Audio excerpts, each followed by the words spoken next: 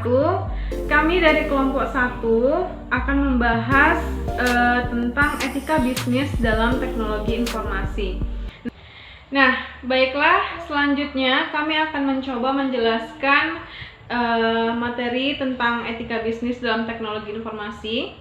Yang pertama akan saya jelaskan dulu mengenai pengertian etika bisnis dalam teknologi informasi. Etika bisnis merupakan suatu cara untuk melakukan kegiatan bisnis yang mencakup seluruh aspek yang berkaitan dengan individu, perusahaan, dan juga masyarakat. Jadi, etika bisnis ini dalam suatu perusahaan dapat membentuk nilai, kemudian dapat membentuk norma, perilaku dalam membangun hubungan yang adil dan sehat dengan pelanggan atau mitra kerja, kemudian dengan pemegang saham dan juga masyarakat.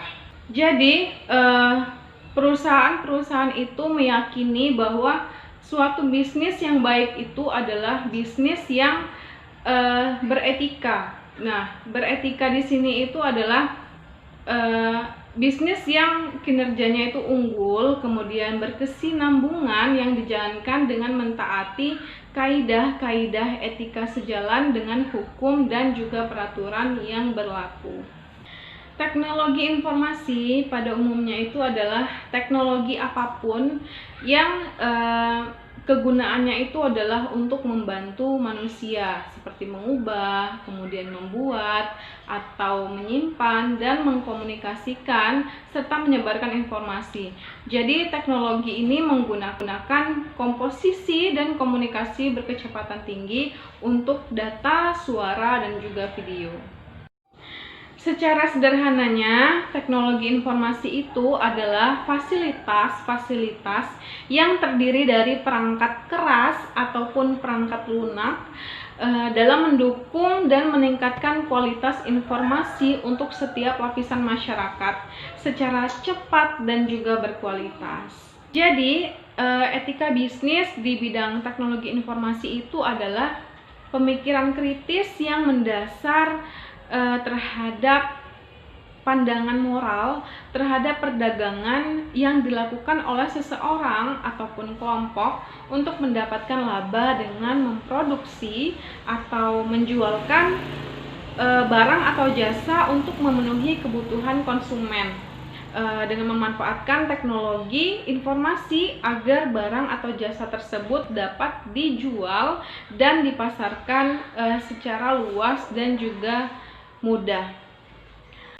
Etika bisnis di bidang teknologi informasi ini memang sangat diharapkan memiliki dampak yang besar bagi kehidupan manusia karena memang hampir di setiap unsur kehidupan manusia itu menggunakan teknologi. Halo, perkenalkan nama saya Heliza Julita. Kali ini saya akan melanjutkan materi dari kelompok saya, yaitu prinsip dan unsur-unsur di dalam etika bisnis.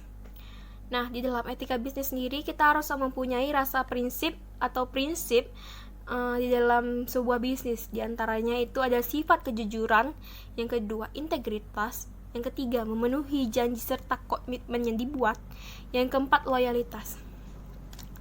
Nah, mengapa di dalam dunia bisnis itu sangat diperlukan sifat kejujuran? Sebenarnya tidak di dalam dunia bisnis kita harus mempunyai sifat kejujuran. Di luar dunia bisnis pun kita harus mempunyai sifat kejujuran. Mengapa? Misalnya dalam dunia bisnis kita memiliki sifat kejujuran. Sifat jujur itu seperti kita menginformasikan produk secara jujur, menganalisa produk secara jujur. Itu akan berhubungan timbal balik terhadap yang kita lakukan dengan apa yang kita dapatkan. Misalnya bagi konsumen mereka merasa tidak tertipu dengan apa yang mereka beli di dalam perusahaan kita, dan bagi kita akan berdampak pada kenaikan pesat terhadap produk yang kita jual, misalnya meningkat gitu. Makanya di dalam dunia bisnis itu perlu adanya sifat kejujuran. Yang kedua, integritas. Integritas itu dapat diartikan sebagai konsistensi antara pemikiran, perbuatan, dan perkataan. Yang ketiga yaitu memenuhi janji serta komitmen yang dibuat. Seorang pembisnis dapat dipercaya ketika mampu memenuhi semua janji yang mereka ucapkan terlebih dahulu yang sebelumnya. Misalnya dalam pembisnis tidak boleh asal membuat janji, tetapi harus diucapkan. Makanya di dalam dunia bisnis itu berkata iya juga, tetapi melakukan tindakan iya juga. Nah, selanjutnya yaitu materi tentang unsur-unsur pokok di dalam dunia bisnis, di dalam etika bisnis. Di antaranya yaitu ada sifat kebebasan, tanggung jawab, dan hati nurani. Di dalam dunia bisnis itu harus mempunyai unsur yaitu kebebasan dalam memilih. Misalnya konsumen ingin membeli barang ini, itu merupakan sifat kebebasan di hati mereka.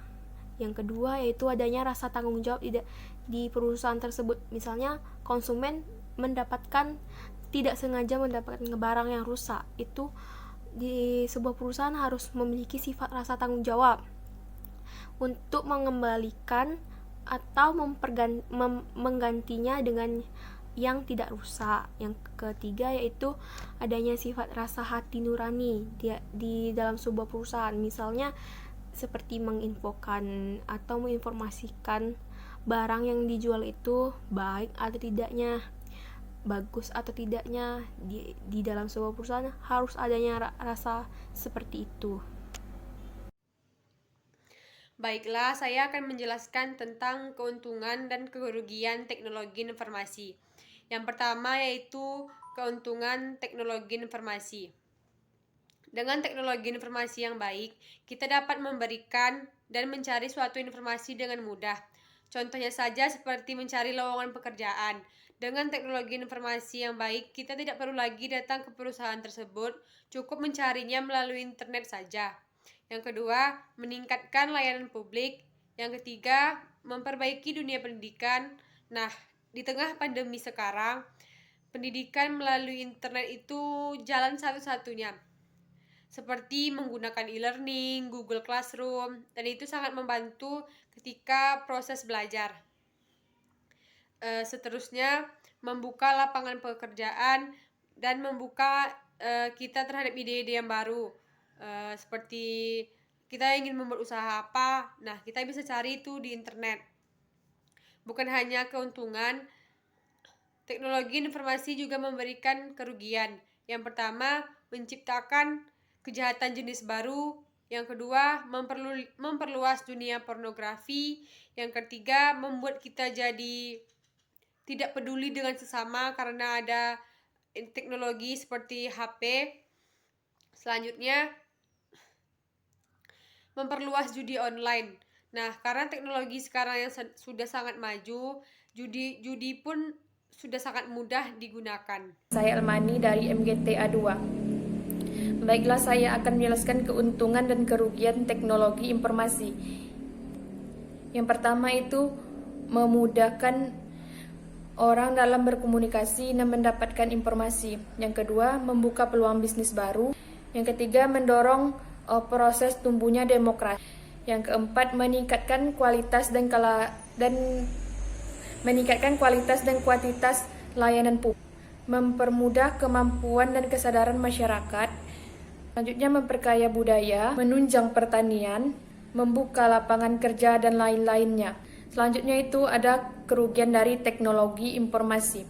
Yang pertama, munculnya kejahatan jenis baru. Yang kedua itu mempermudah masuknya nilai-nilai budaya negatif. Yang ketiga itu memperluaskan karya-karya pornografi. Yang keempat, mendorong kejahatan dan kesadis. Yang kelima, memperluas perjudian, dan masih banyak yang lainnya. Selanjutnya itu ada tantangan bisnis dalam teknologi informasi. Yang pertama, tantangan inovasi dan perubahan yang sangat cepat. Mengingat perubahan yang begitu cepat, bidang teknologi informasi seringkali perubahan yang terjadi memberikan tekanan terhadap perusahaan dan masyarakat untuk mengikuti perubahan tersebut. Tidak jarang perusahaan melakukan investasi dan menanamkan modal untuk membeli peralatan baru demi mengikuti perubahan tersebut.